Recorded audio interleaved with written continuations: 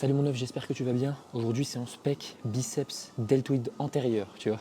Donc, j'espère que ça va bien se passer. J'ai pas fait l'intro dans la voiture aujourd'hui exceptionnellement. Il pleut, c'est la catastrophe aujourd'hui, là, j'en ai marre. Donc, dis-toi qu'avant de partir à Dubaï, j'étais à combien sur cette machine? J'étais à 52,5 kg pour 8,4 reps, ok. Donc là, j'ai décidé d'augmenter parce que ça me saoule, ça me saoule 8,4 reps, c'est trop. Donc, je suis à 53,75. Donc, je vais directement le noter. Et là, l'objectif, c'est de faire toujours 6 reps minimum, 5-6 reps. On va voir ce que ça donne. Et voilà quoi. C'est parti mon bœuf pour la première série de travail au curl pupitre.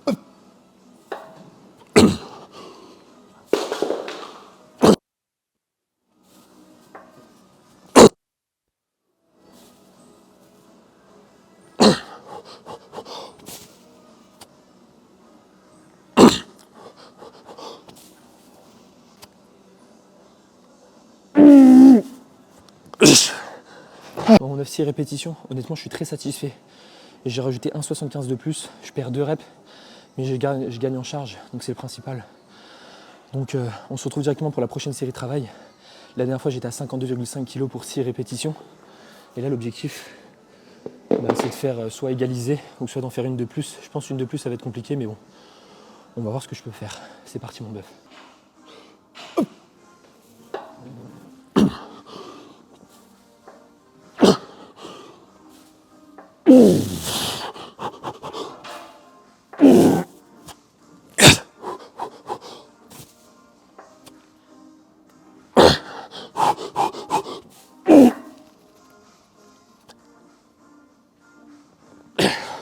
Let's go. Mon œuf, 6 répétitions, donc je suis très content. Ok, j'ai refait exactement le même nombre de reps que la dernière fois que j'ai fait cet exercice avant de partir il y a 3-4 semaines. Et sachant que j'ai augmenté en charge sur la première série, donc ça c'est cool, tu vois. Je pensais que j'allais faire moins 5 reps, mais non. J'ai fait 6 reps, j'ai fait le taf. Du coup, on se retrouve directement pour le prochain exercice, un développé incliné à la 6 machine. C'est parti. Bon mon bœuf, la semaine dernière, j'étais à 32,5 kg pour 8 répétitions. Et là, 8 répétitions RIR1 sur la première série, tu vois. Donc là, ce que je vais faire, c'est que je suis monté à 36,25 de chaque côté. Donc soit 4 kg à peu près de rajouter. Donc on va voir ce que ça donne pour la première série de travail. Objectif, toujours 5-6 reps minimum. C'est parti mon bœuf, souhaite-moi bon courage.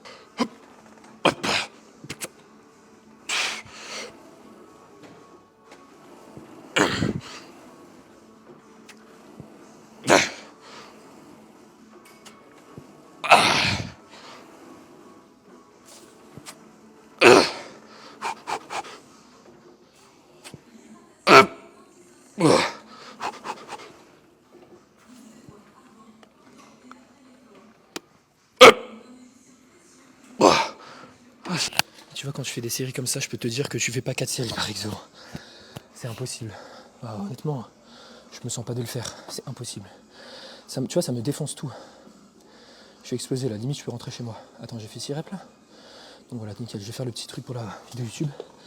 Je vais mettre mon temps de repos là. Le temps de repos, c'est 5 minutes. Ouais, tu vois, je suis essoufflé, je fais 6 reps. Bon, mon 9, 36, 25, 6 répétitions. Donc je suis assez satisfait. J'ai perdu 2 reps par rapport à la semaine dernière, mais j'ai rajouté à peu près 4 kilos. Donc honnêtement, ça va. C'est rentable, on va dire. Là, pendant la série, tu vois que maintenant je reste une seconde en bas pour bien standardiser mes répétitions, même si je perds un petit peu la tension, c'est pas grave. Hein.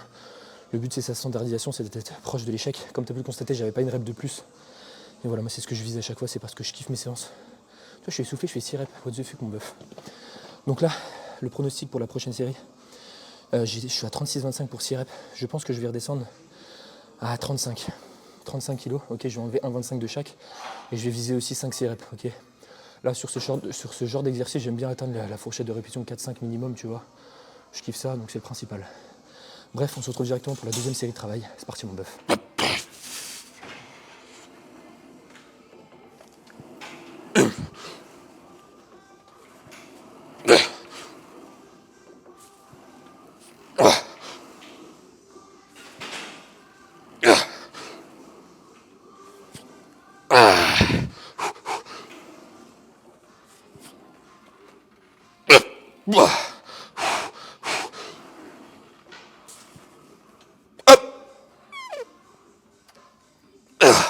Ok.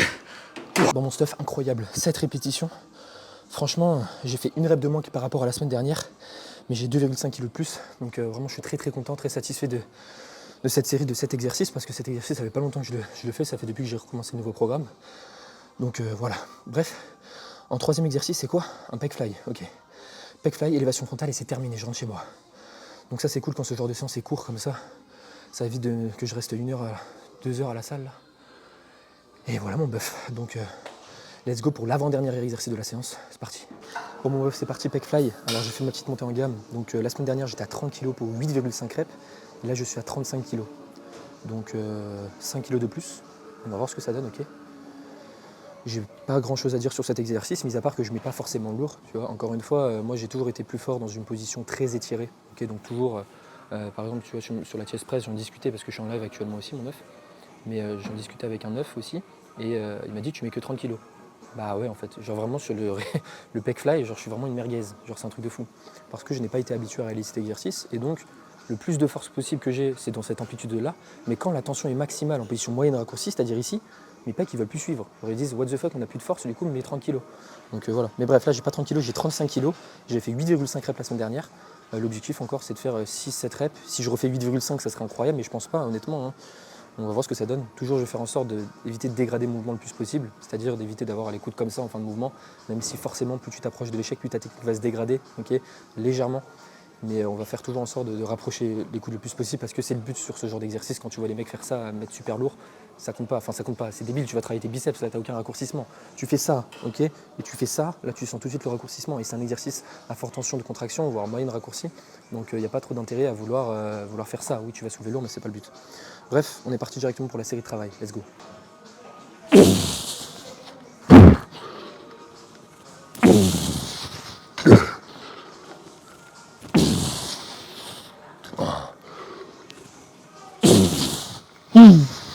4, 5,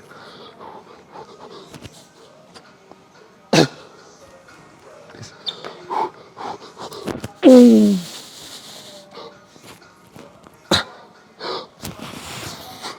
Ok, on arrête là. Bon, bah, 7 répétitions. Donc ça va, je suis satisfait. J'ai fait 1,5 reps de moins que la semaine dernière. Donc je te rappelle pourquoi 0,5 parce que la semaine dernière j'ai fait 1 rep, enfin l'avant-dernière, et après je m'étais arrêté là, et j'avais arrêté. Donc là je sais que j'aurais pu tenter la demi-rep, mais ça n'a pas d'intérêt, tu vois. Je le fais que quand je le sens ou quand je pense que je suis pas à l'échec. Mais là si j'avais tenté la 8ème, c'est sûr que mon mouvement ça aurait été trop dégradé, déjà que la 7ème c'était limite. Mais la 8ème j'ai préféré ne pas tenter. Donc là, dis-toi que j'ai que 3 séries d'exercices pec dans cette séance. Okay, j'en ai 6 en tout dans la semaine, c'est pas énorme, mais c'est ce qui me convient. Okay, encore une fois, c'est pas ce que je te recommande, c'est pas parce que je fais 6 séries que tu dois les faire aussi. Après, encore une fois, j'ai d'autres stimulations, je fais d'autres exercices qui me permettent de les recruter en muscles secondaires. Là, je te parle vraiment que le volume primaire. Hein. Bref, on passe directement au dernier exercice, élévation frontale. Dis-toi que je l'ai fait parce que je fais plus de développé militaire dans ma programmation. Par faute, parce que si je le fais, je dois le faire dans ma séance d'eau et je récupère pas suffisamment avec cette séance. Donc j'ai préféré l'enlever, en plus c'est pas forcément un exercice que j'aime à fond. Donc je vais faire des élévations frontales, mes deltoïdes dentaires sont pas si développés que ça. Encore une fois, c'est pas un exercice que je recommanderais à tout le monde de faire des élévations frontales. D'ailleurs j'en mets très rarement dans les programmations parce qu'en général les gens ont du développé militaire ou ont déjà un bon deltoïde dentaire bien développé. Parce que voilà, encore une fois dans tous les mouvements de poussée, il est sollicité. Mais moi je préfère faire du volume primaire dessus parce que c'est pas un point fort chez moi. Okay, il se peut que sur certaines personnes, même si tu as beaucoup d'exercices de poussée, ton deltoïde dentaire ne prend pas forcément. Okay, ça va dépendre de ta génétique aussi. Donc voilà, c'est pour ça que j'ai préféré rajouter du volume primaire. J'ai 2 séries dessus, okay, et après ça c'est terminé. Et je pars prendre une douche parce que je sens mauvais. C'est parti mon œuf pour le dernier exercice de la séance. Bon mon œuf, c'est parti pour les élévations frontales à la poulie. Poulie pourquoi? Parce que c'est mieux, niveau montée en gamme, niveau tout, c'est génial, c'est pratique de ouf. Et en plus la corde te frotte les... Je déconne. Donc on va faire la série de travail, je sais pas combien de reps je vais faire. Okay, objectif 5-6 reps minimum toujours, tu comprends, tu connais mon keuf. Donc c'est parti. C'est la première fois que je réalise cet exercice, donc je ne peux pas te dire ma surcharge possible si j'ai progressé la semaine dernière par rapport à la semaine dernière, parce que je n'ai pas réalisé cet exercice la semaine dernière dans cette salle. Donc voilà. J'espère que ça va bien se passer et let's go mon keuf.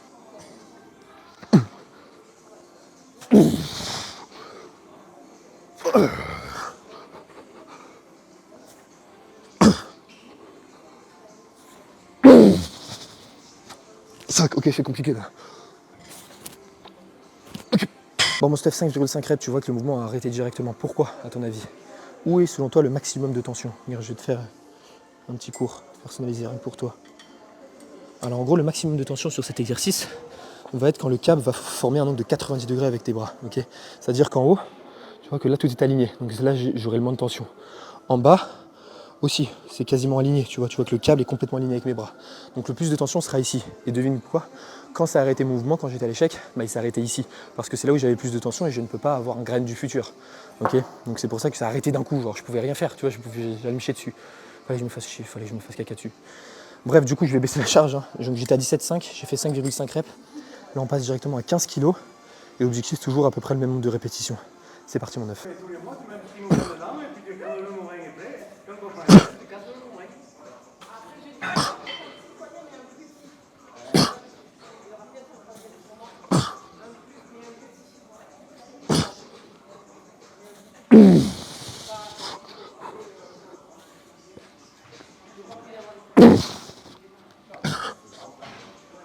Ok. Bon, mon stuff, 8 répétitions, tu vois qu'à la fin j'ai un peu shrug. Mon mouvement s'est dégradé, mais j'ai pas eu le choix pour valider la répète. Mais bon, c'est cool, j'ai fait 8 reps, c'est génial. Bref, on passe directement pour le récap dans la voiture. C'est parti, mon keuf. Mon œuf, j'espère que t'as la patate, j'espère que tu vas bien. C'est Thibaut InShape, c'était un plaisir de te parler aujourd'hui. Je déconne, c'est pas Thibaut InShape, c'est toujours Lucum. Bon, tu me vois encore avec une nouvelle voiture. C'est des voitures de remplacement, mon œuf, parce que ma voiture est en panne, donc elle est au garage, donc j'ai des voitures qui me viennent comme ça dans les mains et je danse la Macarena. Macassi Macaré Macarena. Alors, je vais répondre à vos questions. Bon, malheureusement, encore une fois, il y a 55 000 questions, donc je vais pas tout répondre parce que je suis un flemmard et je l'assume. Donc, si t'as pas répondu à ta question, c'est que bah je t'aime pas. Non, je t'aime, mais c'est juste que repose là. Salut, Lucum, ça donne quoi les avant-bras? Il y a moyen de bien les faire gonfler sans avoir recours à des produits dopants? Alors, les avant-bras, en fait, faut savoir parce qu'à chaque fois on me pose la question. Les avant-bras, ok. Cette partie-là, ok, c'est full tendon, full cartilage. Il y a rien ici. Donc, mis à part la masturbation, c'est que ça qui pourra te les faire gonfler. Non, en vrai, ici, tu vois, t'as très peu de muscles, ok. Donc, c'est pas forcément possible de faire grossir ici, ok. C'est juste ton os, ok. T'as ta quéquette. Et il n'y a que les extenseurs, tu vois, qui sont vraiment ici. C'est là où tu as la plus grosse partie de masse musculaire. Ok, donc c'est là où tu vas pouvoir les faire grossir. Donc flexion, extension sur un banc. Et voilà. Mais malheureusement, cette partie-là, ça va être très difficile. Tu as très peu de masse musculaire. Donc pour faire grossir un endroit où tu as très peu de masse musculaire, bah, à mon œuf, bon courage, quoi. Salut, sur le tirage vertical pour le haut du dos, essaie de coller tes hanches au boudin pour aligner ton avant-bras au câble et ne pas te basculer d'avant en arrière. Vas-y, j'essaierai. Si je colle mes hanches contre le boudin, mais du coup, je suis obligé de me pencher, on est d'accord? Faudrait que j'essaye, mais j'ai peur d'avoir une trop grosse flexion de coude, non?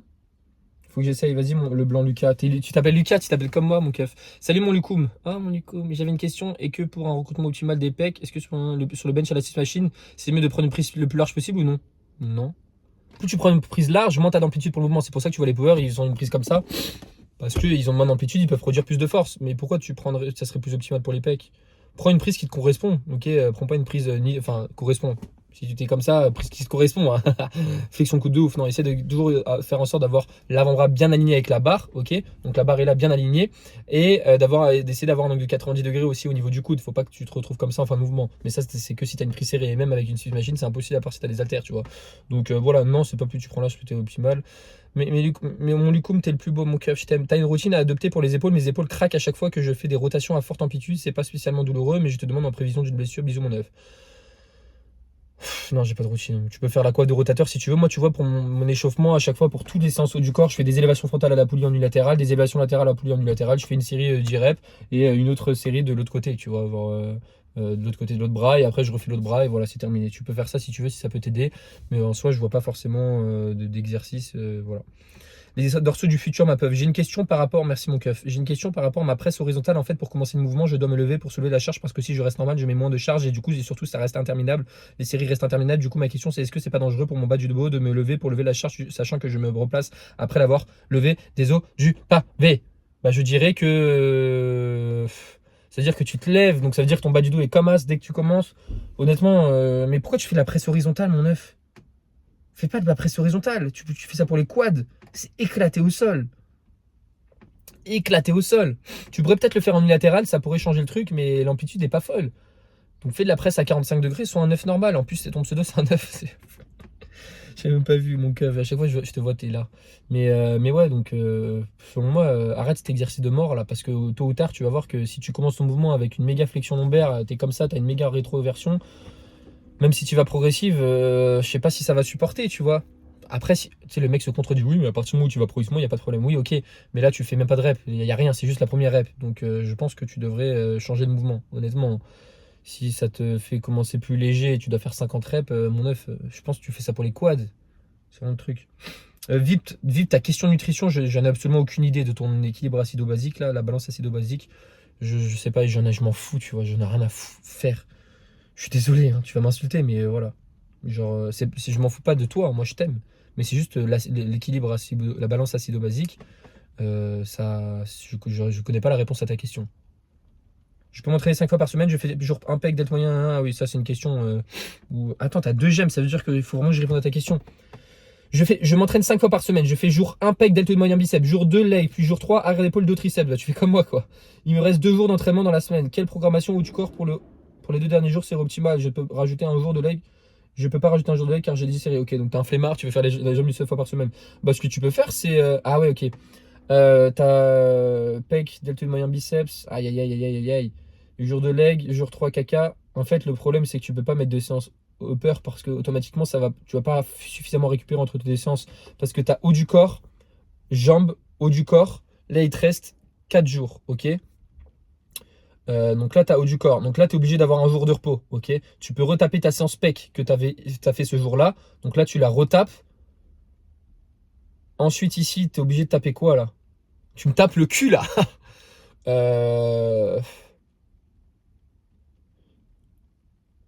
Tu dois taper une séance push-pull à mon avis. Ok, tu fais un push-pull parce que le problème c'est que si tu refais tes 2 séances là, tu ne pourras pas les faire, c'est impossible à moins que tu fasses sous forme de cycle d'entraînement. Ouais, mon œuf, tu fais une forme de cycle d'entraînement. Ah non, il me reste 2 jours d'entraînement, donc tu dois t'entraîner 5 fois par semaine. Donc malheureusement, ouais, tu fais un push-pull, je pense. Hein. Il faudrait que je le voie à l'écrit, tu vois, je peux pas te le faire comme ça. Mais fais en sorte d'avoir toujours un bon temps de repos entre ta séance pec biceps et 2 triceps, tu vois. Bon, tu as une séance jambes qui sépare, mais c'est surtout si tu tapes une séance push en plus, fais en sorte que tu aies au moins 2 jours de repos entre ta séance pec biceps et ta séance push. Pareil pour ta séance 2 triceps. Fais en sorte d'avoir 2 jours de repos entre ta séance pull. Ok. Malheureusement, il faut que je l'écrive. Ok. Bonjour mon giga, est-ce que lors des extensions. Ah oui, ça, je t'ai répondu. Petite question technique, ok, ça j'ai répondu. Le bœuf giga average, tu penses quoi de la loi de Pareto en nutrition qui consiste à manger 80% d'alimentation brute ou plus transformée et 20% de plaisir? Je pense que le but dans une diète, c'est de la tenir, ok? C'est comme l'entraînement. C'est vraiment, tu dois adhérer à ton programme parce que sinon tu ne le tiens pas. Donc, selon moi, c'est pas forcément une mauvaise chose, ni une bonne chose non plus, parce que si tu peux prendre moins d'aliments transformés, c'est toujours le mieux possible, tu vois. Donc si 20% d'aliments transformés te permettent de tenir ta diète, dans ce cas-là, fais-le, ok? Fais-le, ça va pas te tuer. Tu peux avoir un minimum d'aliments transformés, donc selon moi, c'est une bonne et une mauvaise chose. Il faut juste individualiser, ok? Voilà, c'est tout. J'ai répondu à ta question. Un zinzin, mon œuf, le physique, t'en fais depuis combien de temps?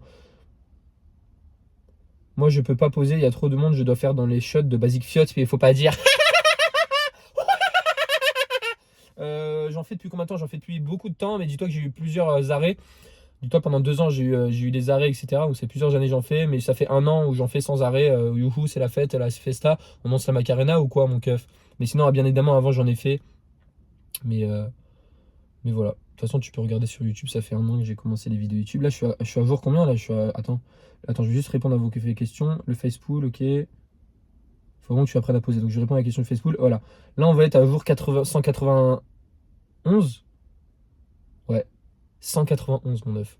Bon, après, dis-toi que, regarde, jour 189, ce que je fais, c'est que, par exemple, hier, je me suis pas entraîné, je vais pas le compter comme un jour. Enfin, je le compte comme un jour, justement.